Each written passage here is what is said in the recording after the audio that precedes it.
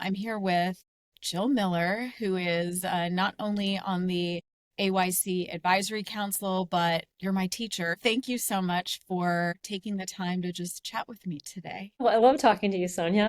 It's so cool that we have had this interaction as teacher student, but also as professional to professional. And if there are connections or organizations that I can connect you to so that your own individual business prospers, it's just that's the virtuous circle of relationship. And so I'm really, really happy that you've made the connection with AYC. Well, I want to know, first of all, why you wanted to not just be a part of AYC, but to put yourself out there as a senior teacher, a leader in the yoga, wellness, fitness, movement, science community, and to say, you know what, I'm going to go ahead and be on the advisory council. Like, I want to be a leader in this organization. Why did you choose to do that?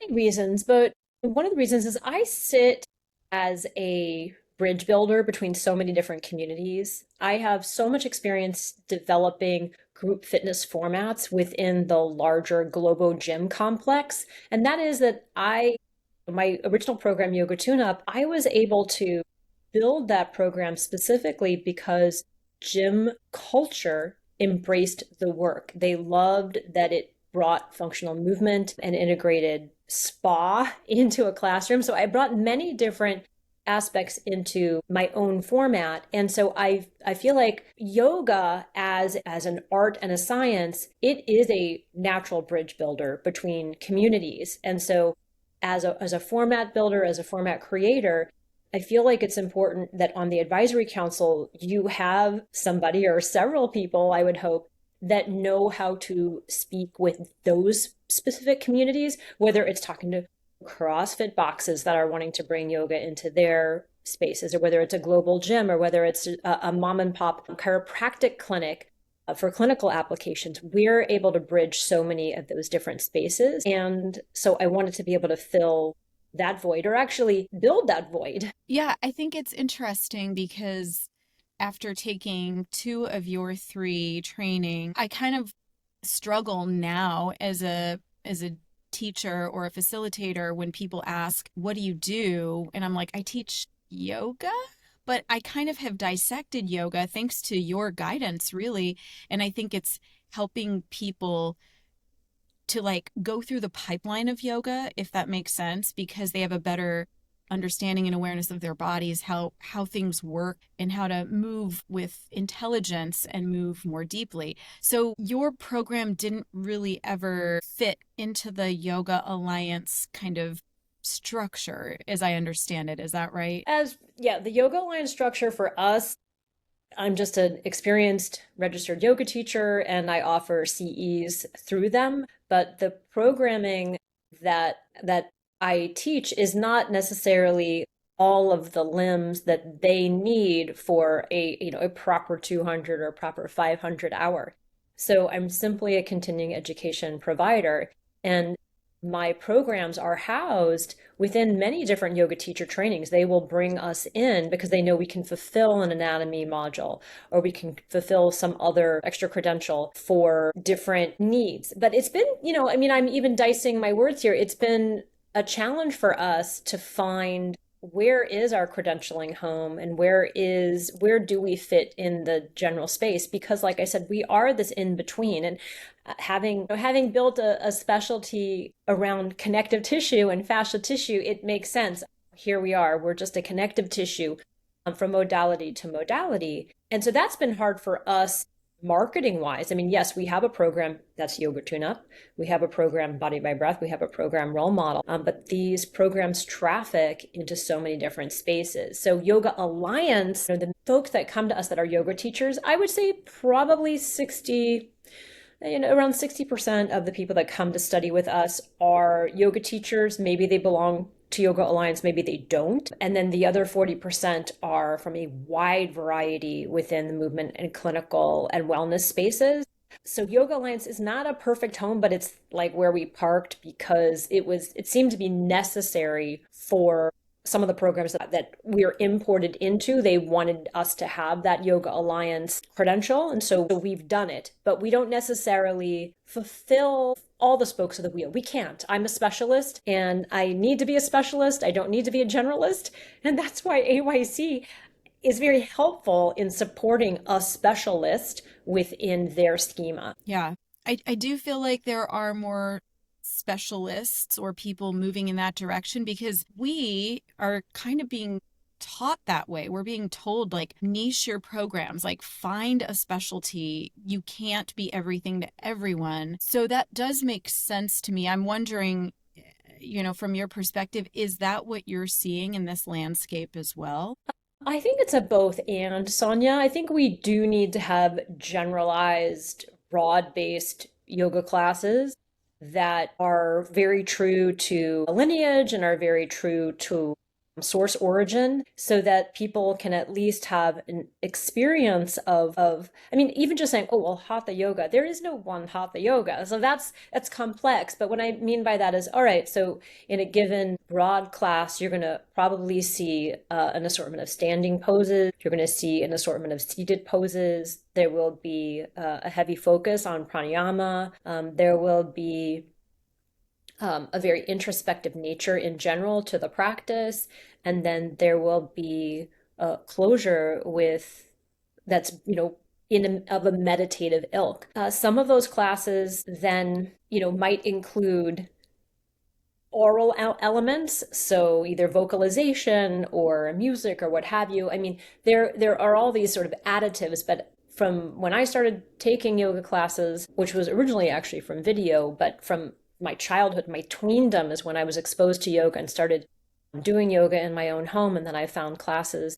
I grew up in Santa Fe, New Mexico, which is a very hippie city. So it wasn't hard to find yoga classes for kids there in the 80s. But the types of generalist yoga class, I don't mean to say general because yoga is very special, it's very specific, but when I mean specialist, I mean like, oh, we're going to just do an entire class on the hip joint. Like that would be a very specialty type of yoga class. But a general class is going to address the whole body. It's going to address the different koshas, and you'll have a wonderful feeling of going towards union, going towards meditation and deep silence at the end of class. Yeah, and there is room to still explore, which is one of the things that I appreciate about what AYC is doing is like they're not just saying only stay in your lane over here. It feels like there's a little bit more room to play and to discover and to learn.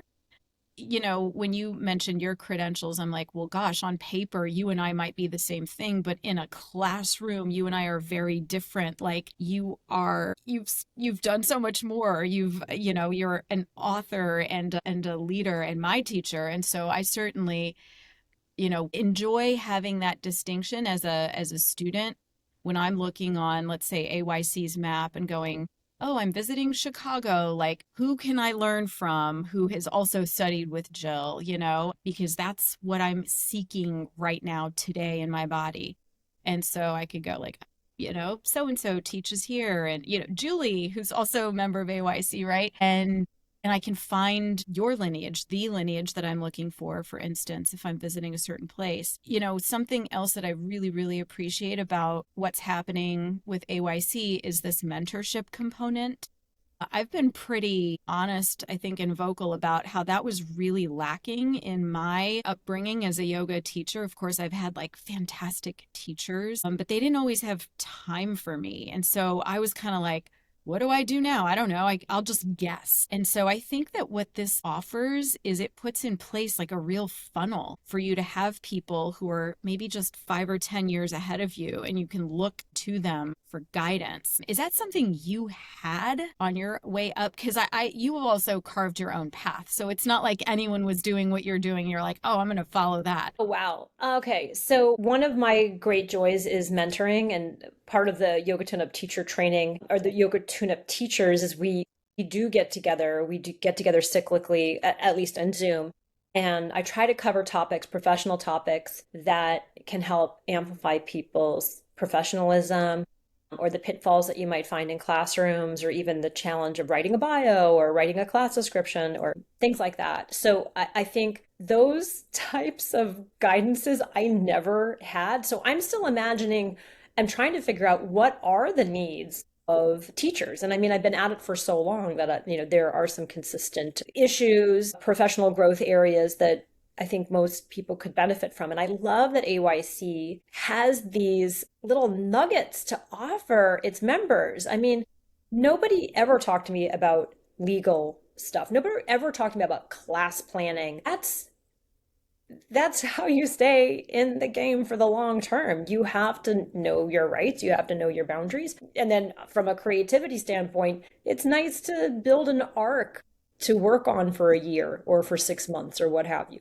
So these mentor opportunities that come with membership is pretty awesome. My most formative experience as a student is with my lifelong teacher. His name is Glenn Black, and we're actually quite out of touch now. Been around Glenn for many years. I would bring him out to Los Angeles several times. In the early 2000s, in the mid 2000s, what are we, 2025? So this was like, I don't even know. Like, I mean, I'm about to turn 54. So I'm starting to lose all the numbers. But with Glenn, there was a very intense mentor, wax on, wax off relationship that I just don't see existing really anywhere because it depends on proximity, it depends on time. And it was really a time in my life when I was able to do that, whereas I was able to be by his side and learn from this man who just wanted to teach, and he had a student who wanted to receive this just copious amount of teaching and education. And what I didn't learn from Glenn, what I didn't learn from a lot of spaces in yoga was really how to hold space. I learned how to hold space from acting training and from performance training, from public speaking training. So I learned that from media training. I know that's something that you're a journalist. I learned that from other art forms. And so I was able to create a mashup of this love of learning the art and science of movement and massage and group fitness, as well as how to create a container. What are the elements that are necessary for the storytelling within one's body? So there are a lot of craft elements that I learned from stagecraft, from my art, from the art form that I studied my whole life, which is performance and acting. But a lot of it was trial and error, Sonia. And so, I've tried to do a lot of writing on those elements myself. And I even did a speech. This is interesting. So this brings me back to why I even know Andrew. So Andrew was working for Yoga Alliance way back when, and he, along with a fellow named Matthew Remsky, wanted to do a TED Talk for Yoga Alliance, a TED Talk like event. And so they came up with this concept, the Yes Talk, YES. Oh gosh, I don't even know what it stands for. Yoga, ES. I don't know. Ask Andrew what those stand for. I'm so Yeah, I embarrassed. will. And there were some amazing yoga teachers who they reached out to. I think everyone they asked said yes to the Yes Talk. And I'm, of course, blanking on everybody's names right now except for Diane Bondi. And there was a doctor of Sanskrit. I think it was Sanskrit. Her name was Dr. Jane. And I'm blanking on everybody else's name. But it was amazing. And the topic that they wanted me to talk on was stagecraft and yoga Hmm. because they knew that I had had an acting background. And so I basically did this 18-minute talk on those elements. And it really helped me to clarify what were the elements that I was able to extract from performing arts that had served me as a teacher and that had served many of the most worldwidely known teachers across the planet, including Iyengar, including, Rodney Yee, who was a ballerina, including, at the time, Catherine Budig, who was an actress, including Sean Korn, who was an actress. So it was interesting to find these different, not just modern, but also, elder teachers, Jessica Char, that had some performance in their backgrounds. It's wild because what I'm remembering right now is taking my yoga tune-up training with you in Los Angeles, and the most unexpected element for me was the dissection of Shavasana and your Nidra. And I'm like, it was like these two sides of Jill Miller, because I was going into it for the heavy anatomy. Like I love that stuff, and the lean into and the oop, let me find my blind spots and all the edges of my body that don't want to go beyond yet. And then like, wow, you just like cracked my heart open with it is storytelling, but it is the story of what's inside coming out. And in the softness that it created, it just brought everything all together for me. So you are a master at that part of it as well. Like, I don't know whether it's even appropriate to separate these two elements, but to me, it's like the physical and the emotional bodies were all the way united, all the way coming together. Well, it's honestly, it's why I wanted to write Body by Breath. Like it's like there's the poster behind me, but it's Yeah. is that work. I really wanted to understand what are the mechanics of a parasympathetic nervous system and what are the little buttons that we can help our students to press so that their physiology has this remarkable transformation, and how can we help them replicate that on the regular for themselves and for their studentship? It's like I could have just called this yoga nidra training, but how could I? Because I'm using all these other interfaces, right? I'm using rubber balls and we're doing really novel positions and essentially disbanding all of these assumptions. So I didn't want to label it as with the Sanskrit terms. And I understand that that may be very upsetting to many people, but my project here is I want this to be accessible for everybody. And for that, I also need to meet people in their context. And that is where AYC seems to have a very open mind about the evolution as for being able to distribute, I think, this incredible technology, but also to back it up with science and physiology to humans.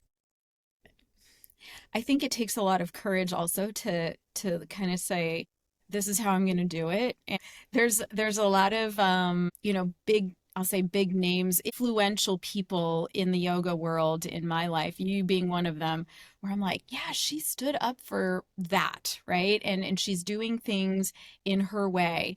And then there's someone else who is really influential to me who's totally different but doing things in her way. I'm like, there's room for everything here, I And mean, like, it's that both and I have so much respect for everybody's process in this. And this is not to say that an other way is incorrect. This is this way. yeah. What do you have coming up that you can share openly about in 2026? Because I know there's got to be something. You've They're always got all something up your sleeves. they're all listed on the AYC website. So we have our online, I have all of my teacher trainings are available online, which is the ones that we talked about, Yoga Tona teacher training, that's in the summer, in mid-July. And then there's Body by Breath. There's two of those per year, and there's two role models per year. But I am working on a in-person location for role model, and it will be on the East Coast. Okay. Hang tight. I know, right? Yeah. That would be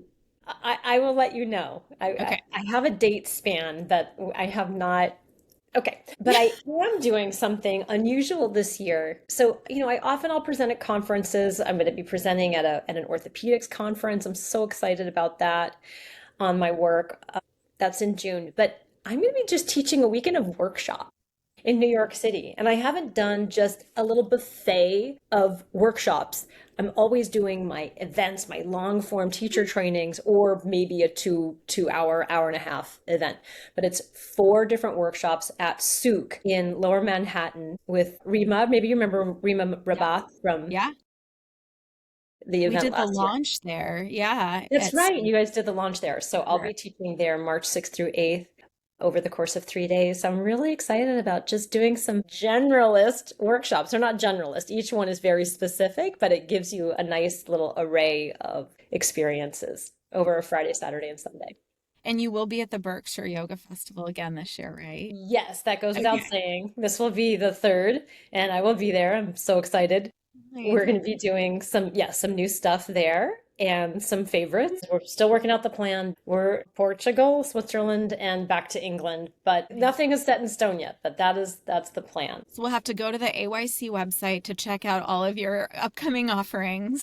Yes, and then I'm doing some stuff here. So at my own home studio, I'm having a very special guest come and do a program with me. So we're not announcing that yet, but I was doing some research on it this morning and oh girl, it's going to be very cool. And of course it involves the fascial body. So just look out for that. That'll be coming in first or second, like probably the early spring. And then I'm just always teaching classes in Move, Breathe, Roll, my online classroom and continuing in that direction. Yeah. Which is great, by the way. I subscribe to that and I do classes online with you on demand for myself, but then I use it as a learning and then a teaching opportunity, right? So it's another nice funnel. And I know people have their opinions about online learning, but I was like, this feels like a great way to continue my education with you and just keep hearing. Like, for instance, I know you're big on language, how you describe some of the things that you describe as you're teaching, and I can kind of start to implement it in my own way, in my own teachings. It's really helpful. And oh my gosh, I just, of course, when I look at your website and your Instagram and all of the things that you just listed that you're doing, I'm like, how does she do it? Like, the business mind that I'm starting to develop here, I'm like, I can't wrap my brain around how does she have like 7 clones or something? Like, how is she doing? No, well, I mean, I have a husband who's my business partner, Mhm. and none of this would be possible if he didn't see that what I do could help people. I mean, I never dreamed this big. I mean, I truly didn't. I just was like, I'm just teaching and going from class to class, and sometimes I get on a plane and go somewhere, but I really never dreamed that I would be able to educate people all over the world and then continually educate them. That's one of the things that I love. I know it's like learning online. I mean, we definitely did it during COVID, and I was the first person to be like, "No, you cannot learn online." And I pushed back against him and against my company for the last 12 years. I mean, we started our company in 2008. So anyway, the whole time they were like, "You need to do this in video form or do it online." And I wouldn't do it. And then when COVID came around, it's interesting because I had a talk with Andrew in January in Washington State. I was teaching at a conference up there. This is January 2020. And it was that weekend that the first COVID case in the US was, or the weekend before, it was found Yep, in the Seattle area. And my yep, dad that's right. literally told me, my dad, who's an infectious disease doctor, he said, do Hmm. not get on the plane, do not go up there. Hmm. And I was like, whatever. I flew up there. I taught. Andrew and I had dinner because he was out there for some other reason. He told me all about some things that he was doing in the online teaching space. And I was like, I don't want to do that. That sounds horrible. And then, sure enough, 6 weeks later, I called him. I was like, Andrew, are you still doing that thing Yeah. in the online teaching space? So, there's another reason why I'm involved with AYC is Andrew has been a mentor to me. Like, I have learned how to successfully convert my teaching into an online model, which I never thought was possible. And a lot of that was because of the repetition that I experienced in doing the work through the platform he used to work for, which was called Union. And in the meantime, we developed our own platform and we ended up building our trainings, putting them online. And I saw that it did work and it can work. And that this is important for the world of yoga to hear that, there are many, many individuals who do not want to share public space with other people. And that for whatever reason, whether it's a psychological barrier or whether there has to be a physical barrier because of autoimmune issues or light or what have you. But there are many learners who only learn at home. And I have been able to meet and help and have them self-treat themselves with this work. I would have never met them. They would have never received this teaching. And it is such a phenomenal blessing. And then there are those people, obviously, that they just learn better in space with other people. But there are all types of learners, and I didn't know that until this all happened. And so I'm really grateful for that. And those learners teach. I certainly know of several students that I have trained that they do not teach in public. They only teach via camera. and they have a very successful business and business model. And so those individuals and those communities also need support. And I think that AYC has that flexibility to understand where people are coming from community wise and learner wise. And so I just think all of it's very interesting and it's a blessing. I mean, look, it's the whole meet them where they are thing, right? I mean, how long have we been saying that? And to be living that actively is part of the teachings. It's meeting me where I am for sure, which is today in Dallas, tomorrow, who knows? But yeah, this ability to connect with each other over screens is, yeah, it is a blessing. I've been able to learn a lot Yeah. from teachers all over the world.